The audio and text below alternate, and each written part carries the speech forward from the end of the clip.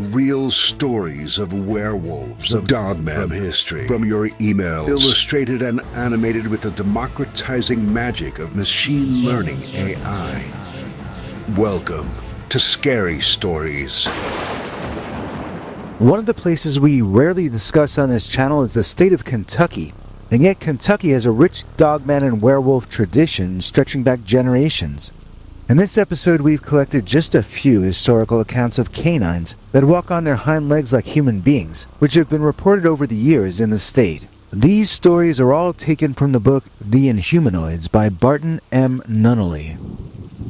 Way back in April of 1944, there was a woman named Shirley working as a nurse in the hospital at Paintsville, Kentucky in Johnson County. A young man came in covered in scratches, with his mother telling him to just say he fell, and to stop talking about that fight he claimed he had with the strange fur-covered man. During that same night at that same hospital, they got a report of an accident caused by a tall, hairy creature in the road. Shirley remembered that strange night, wondering about the possible connections between those two incidents. Fast forward about 1 year later, Shirley got a new job at a restaurant and found herself working for that same young man and his mother. She and the young man married in June of 1945, and then she finally got to hear the backstory of what happened to him that first night when she met him on her old job as a nurse, when he came in covered in scratches. The man she married was named Ellis, and Ellis told his story this way. It was a dark and rainy day, almost as dark as night. He had been fishing and caught some catfish to give to his mother's restaurant. While he was cleaning the fish on a table lit by a very dim light bulb, up came a man covered in long, shaggy dog fur. Ellis at first thought that it was a teenager wearing some kind of a weird costume, but then the beast growled at him, pushing him out of the way, and made a grab for the catfish that he had been cleaning. Ellis took a glass bottle and conked the monster on his noggin. This only served to infuriate the thing, and it grabbed Ellis and shook him like a rag doll, hurling the man to the ground. The dogman then claimed his catfish prize and made off into the woods.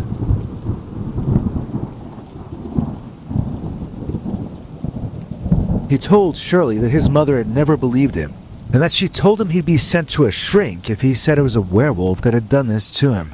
Nevertheless, he held to his story, insisting that the thing had blue eyes and the build of a teenager, although clearly it was far stronger than any teen.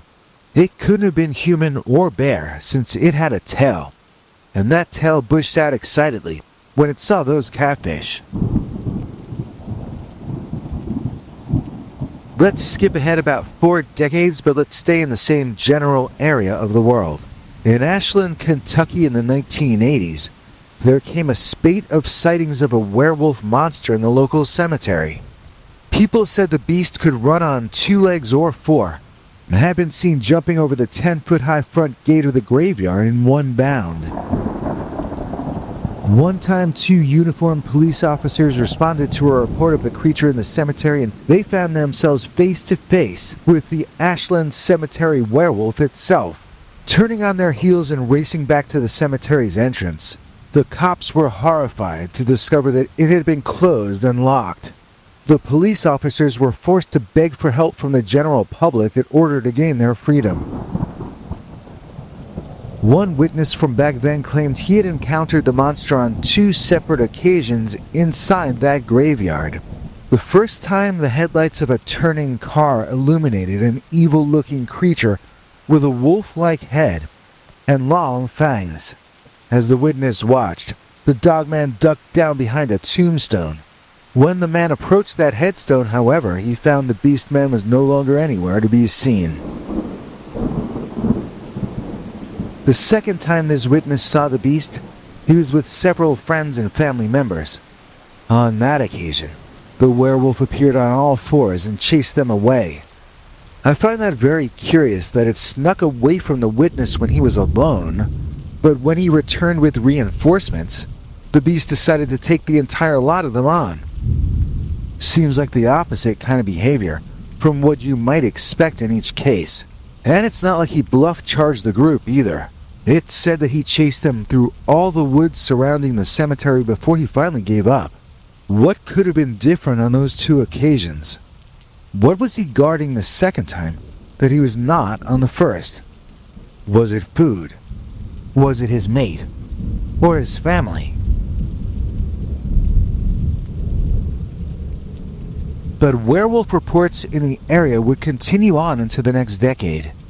In 1991, some people investigating a bridge in Boyd County that was said to be haunted heard strange sounds coming from the brush in the dark night. They thought the sound was coming from an old barn in the distance, and they started to walk toward it.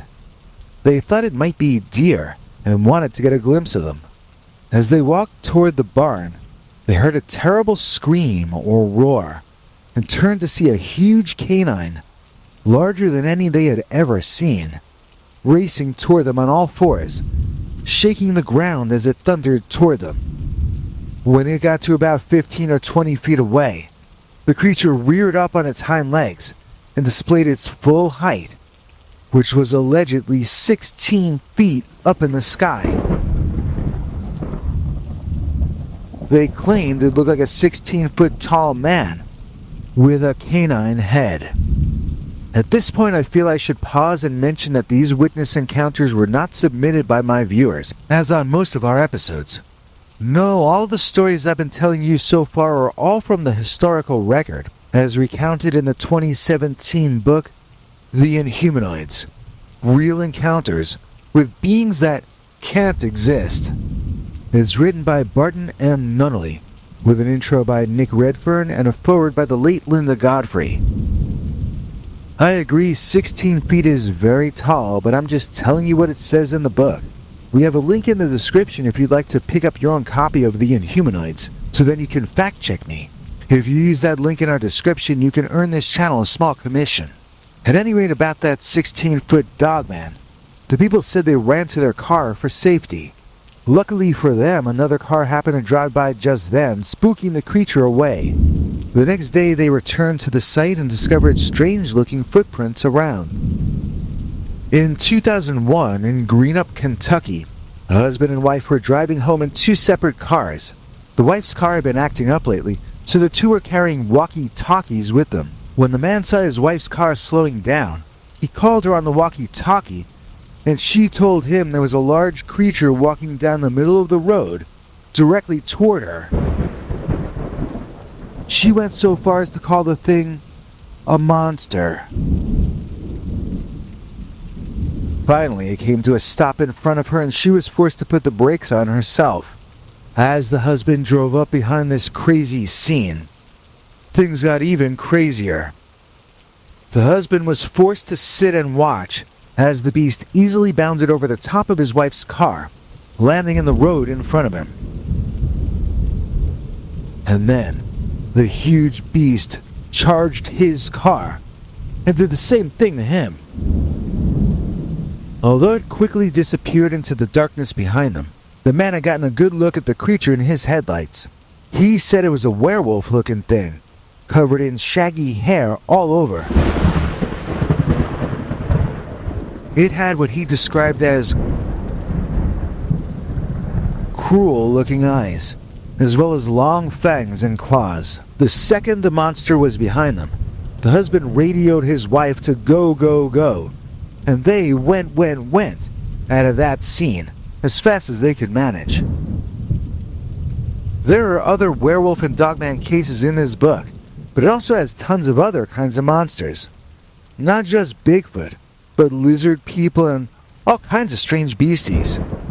He calls the book The Inhumanoids, but it has nothing at all to do with a cartoon TV show and toy line of the same name. Did the Inhumanoids ever have a werewolf toy?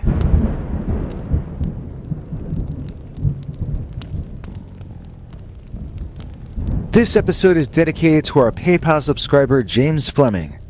James had been sending me updates about his health and upcoming surgeries, but I haven't heard from him for a while. I've been kind of bogged down with my own health issues and the health of those around me, but I am hoping James is doing okay. In either case, James Fleming has helped this channel out greatly for a long while, and we're sending out positive, thankful vibrations to him this evening. Thanks, James. If you have the wherewithal to help this channel to get by for another month, then please listen to what this next little guy has to say about the rewards you get in return. Hank? Thanks, Biggie. And thanks to all of you for watching this far. If you liked it, please click like. If you'd like to see more of our work, please subscribe. And also click that bell icon if you'd like to be notified when we put out a new episode. To become an executive producer, you can donate to us through the thanks button under each of our videos or through our paypal.me/PeterBernard209 page.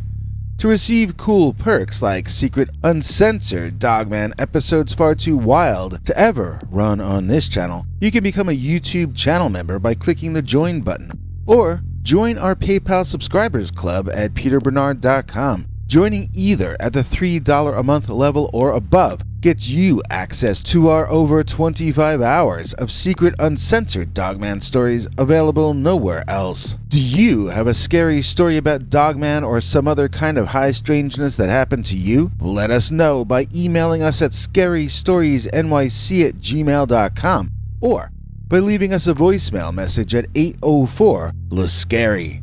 You may need to call back on that one. It cuts off after, I think, 3 minutes. And if you don't want to do any of that stuff, thank you for simply watching to the end. Good night, and have a scary tomorrow.